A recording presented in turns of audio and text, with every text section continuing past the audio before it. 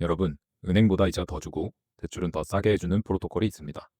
그것도 지점도 없고 직원도 없고 전 세계 누구나 24시간 쓸 수 있는 방식으로요. 바로 에이브입니다. 오늘은 이 에이브가 도대체 어떤 코인인지, 왜 디파이, 즉 탈중앙화 금융에서 가장 먼저 거론되는 이름인지 쉽게 하지만 본질은 놓치지 않게 설명드릴게요. 에이브를 이해하려면 우선 랜딩 프로토콜이 뭔지부터 알아야 합니다. 랜딩 프로토콜을 한 줄로 설명하면 블록체인 위에서 예금과 대출이 이뤄지게 만드는 시스템입니다. 랜딩 프로토콜 위에서는 코인을 맡기고 이자를 받을 수도 있고 담보를 넣고 다른 코인을 빌릴 수도 있어요. 쉽게 말하면 은행에서 하던 예금과 대출 기능을 블록체인 위에서 구현한 거예요. 다만 방식은 다릅니다. 은행은 직원이 심사하고 지점과 전산 시스템이 돌아가고 각종 승인 절차를 거칩니다.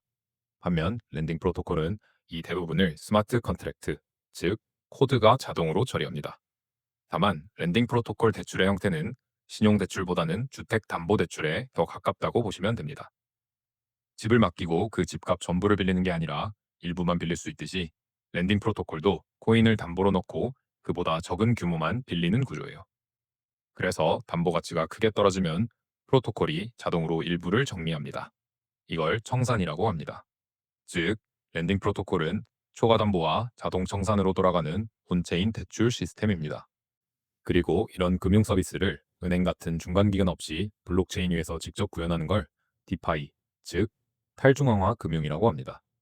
그 중에서도 오늘 분석해 볼 주인공이 바로 에이브입니다. 디파이에서 돈 빌려주고 빌리는 서비스가 에이브만 있는 건 아닙니다. 그런데 시장에서 에이브가 늘 먼저 언급되는 이유는 랜딩 프로토콜 시장에서 가장 강한 1등 플레이어이기 때문입니다. 에이브가 1등인 이유는 크게 세 가지입니다. 첫째, 오랜 트랙 레코드입니다. 짧게 반짝한 프로젝트가 아니라 여러 사이클을 통과하면서 계속 중심에 있었던 이름이에요. 둘째, 멀티체인 확장성입니다. 에이브는 이더리움 하나의 체인에만 머물지 않고 이더리움뿐만 아니라 아발란체, 멘틀, 베이스 등 여러 퍼블릭 블록체인을 지원합니다. 셋째, 성장성입니다. 에이브는 더 다양한 자산군을 품기 위해 V4 프로토콜 업데이트를 진행하고 있습니다. 예를 들어 기존에는 이더리움이나 비트코인 같은 비교적 단순한 자산들 위주로 대출이 이뤄졌다면 이제는 실물 자산이나 구조화 대출 같은 훨씬 더 복잡한 디파이 상품들까지 에이브 안으로 끌어들이려는 거죠. 즉, 에이브는 지금도 가장 큰 랜딩 프로토콜인데 앞으로는 더 거대한 자산 시장을 통째로 붙일 준비까지 하고 있는 무서운 플레이어라고 보시면 됩니다. 그럼 이제 많은 분들이 궁금한 질문으로 넘어가 보겠습니다. 왜 에이브가 시중은행보다 더 매력적으로 보일 수 있을까? 이유는 간단합니다. 에이브는 지점도 없고 직원도 없고 복잡한 내부 승인 절차도 없습니다.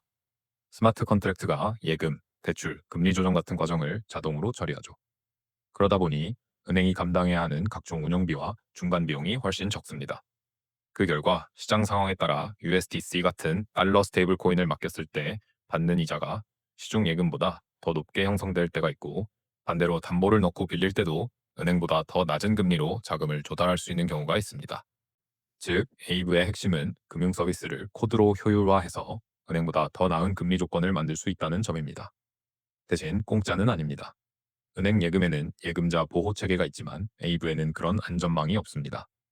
대신 사용자는 스테이블 코인 자체의 리스크, 스마트 컨트랙트 리스크, 담보가 흔들릴 때 발생하는 청산 리스크, 고정이 아닌 변동금리 리스크를 감수해야 합니다. 정리하면 이겁니다. 에이브는 더 효율적이라서 금리는 더 매력적일 수 있지만 그 대신 은행이 떠안아주던 안전장치를 내가 직접 감수해야 하는 구조다. 이제 중요한 질문입니다.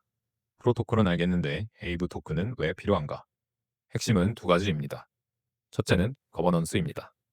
에이브 토큰은 에이브 프로토콜의 방향을 결정하는 의결권입니다. 주식의 보통주가 가지고 있는 권리와 같은 개념입니다.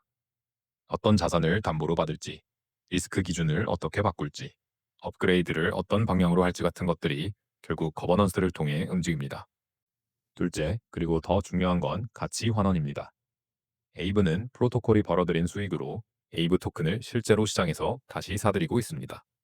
구체적으로 보면 바이백이 시작된 2025년에는 약 3,500만 달러, 원화로 약 500억 원을 투입해 거의 16만 개의 에이브를 재매입했습니다.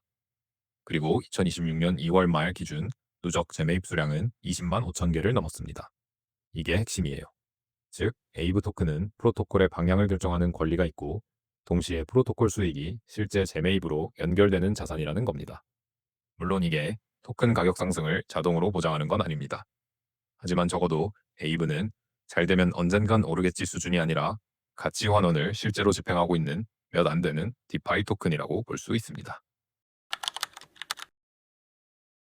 에이브는 온체인에서 실제로 돌아가는 금융 인프라에 대한 베팅에 더 가깝습니다.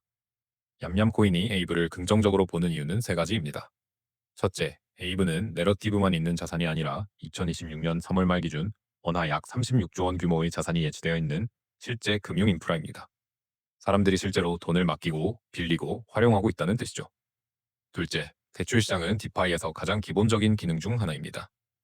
거래, 파생 상품, 레버리지, 스테이블 코인도 결국 밑단에 돈을 빌리고 돌리는 시장이 깔려 있어야 굴러갑니다. 셋째, 에이브는 프로토콜 성장과 토큰 가치의 연결고리가 점점 더 선명해지고 있습니다. V4 같은 구조 변화도 있지만 무엇보다 중요한 건 프로토콜 수익이 실제 바이백으로 이어지고 있다는 점입니다. 따라서 디파이 분야에서 펀더멘탈이 잡힌 알트코인을 찾으신다면 얌얌코인은 항상 어떤 알트코인보다 먼저 에이브를 봐야 한다고 말합니다. 오늘 내용 한 줄 요약하겠습니다. 에이브는 단순 알트코인이 아니라 은행 없이 예금하고 대출받는 온체인 금융 인프라입니다. 그리고 에이브 토큰은 그 인프라의 방향을 결정하는 의결권입니다. 게다가 프로토콜이 돈을 벌면 그 수익으로 토큰을 다시 사들이기 때문에 토큰 가치가 계속 올라가는 훌륭한 수익 구조를 가지고 있죠. 디파이를 진지하게 해볼 생각이 있다면 에이브는 무조건 공부해봐야 하는 이름이에요. 다음에는 디파이 씬에서 에이브와 함께 무조건 나오는 이름, 에테나에 대해서 분석해 보겠습니다. 냠냠. 돈 되는 코인 정보만 편식하자. 그게 얌얌코인입니다. 구독이랑 알림 설정 해두시고요. 텔레그램도 있어요. 링크는 설명란에. 다음 영상에서 봐요.